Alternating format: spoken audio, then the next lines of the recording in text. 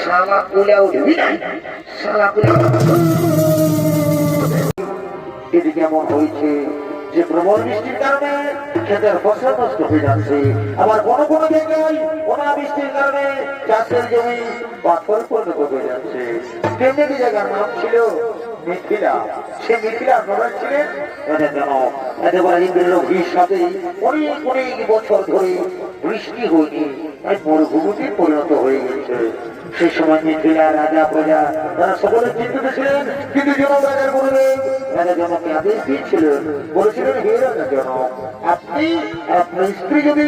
সবকিছু ত্যাগ করে প্রজাদের মধ্যে জমিতে নিজে চাষ করেন তবে হয়তো বৃষ্টি হতে পারে। তাই রাজা জনক তার গুরুদেবের আদেশ অনুসারে রানী সোনার অলঙ্কারটি তৈরি করেছে সোনার লাগল। সে সোনার লাগল দিয়ে রাজা জনক চলেছেন চাষের জমিতে চাষ করার জন্য।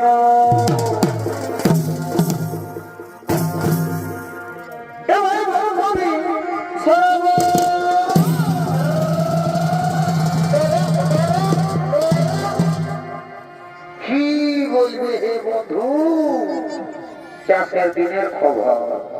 এখন তো গোটায় ভিটিক ফাটা পড়ছে না পড়ছে,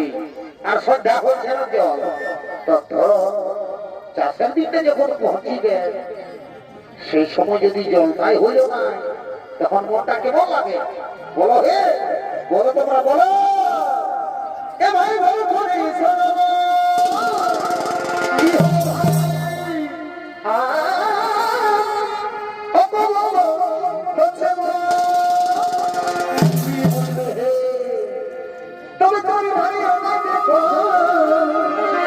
কেমন শোনাচ্ছে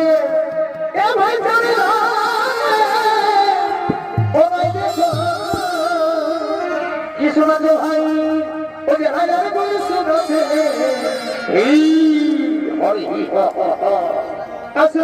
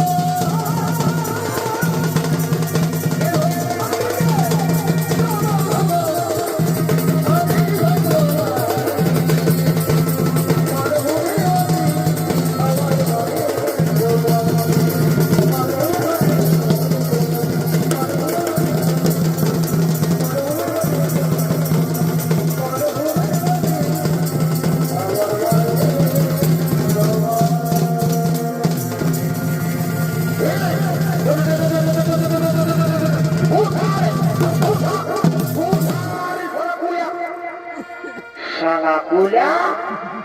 তখন খাবার সময় শালা তারালাম একটাও ঢালে ঢালিছি আর এখন হালতার সময় বলছি শালা কুলা উঠবি কুলা তোকে এমন ঢালা মনে রে তোর শিক্ষা প্রমাণ দেবো শালা কুলাকে শালাকে না থুড়ে বুঝবো কুলা শালাকে নদীর বালির মতন আছে একবারে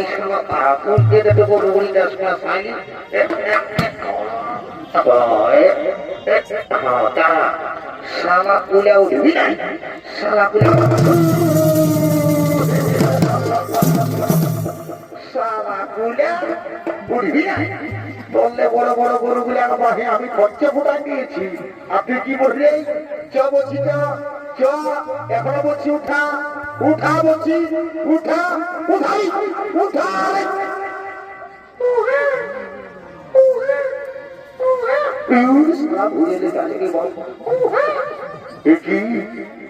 নাবালক শিশুকন্যা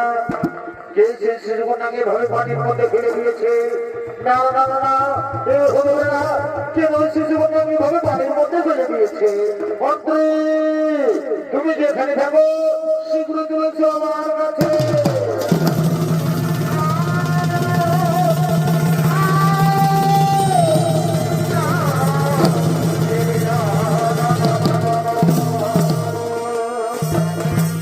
আদেশ করুন মহারাজ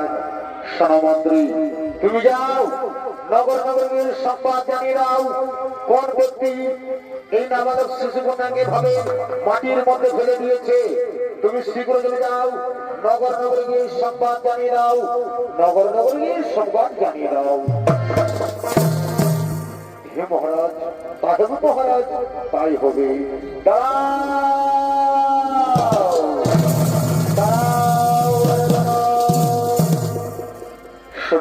মন্ডলী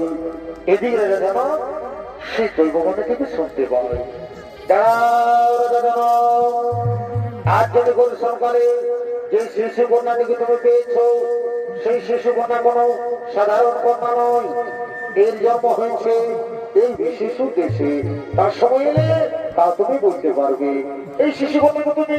নিজের কন্যার মতো লালন পালন করো নিজের কন্যার মতো লালন পালন করো হে ভগবান হে ঠাকুর আমি আপনার চরণে প্রণাম জানাই ভগবান আমি আপনার চরণে প্রণাম জানাই আজ আমি ধন্য হয়েছি প্রভু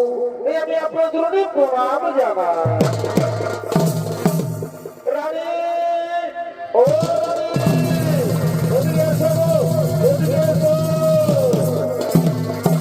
দেখো রানী দেখো রানী আজ বহুদিন ধরে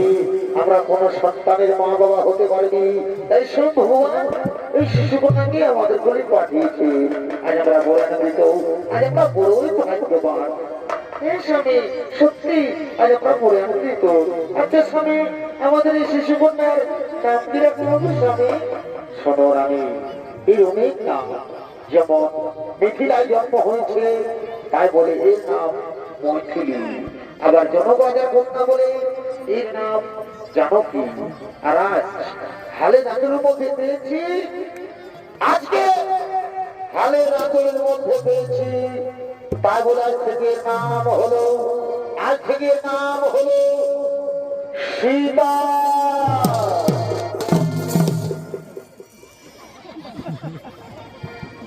কি করতে কি হয়ে গেল রে বাপ তিনটা হওয়ার পর গাড়ি চলে গেল আর আগে দিব মিথিলা আজ মা সীতার জন্ম হয়েছে তাদেরকে যেন আনন্দিত হয়ে বলছে আমার মুখে আছে হ্যাঁ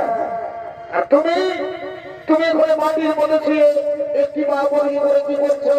এদিকে শোনো তোমরা দুজন আমার দিকে এসো সেনাপতি তোমরা দুজন আমার দিকে এসো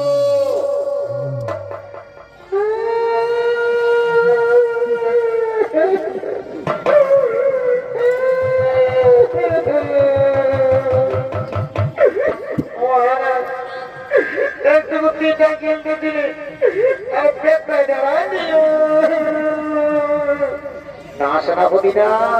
তুমি কি জন্য কাঁদছো আজ কান্নার দিন নয় সেনাপতি আজ আমার আনন্দের দিন তা তোমরা যাও, আনন্দ মনে যাও, রাজ্যের সমস্ত প্রজাদের আমন্ত্রণ জানিয়ে দাও। মহারাজ,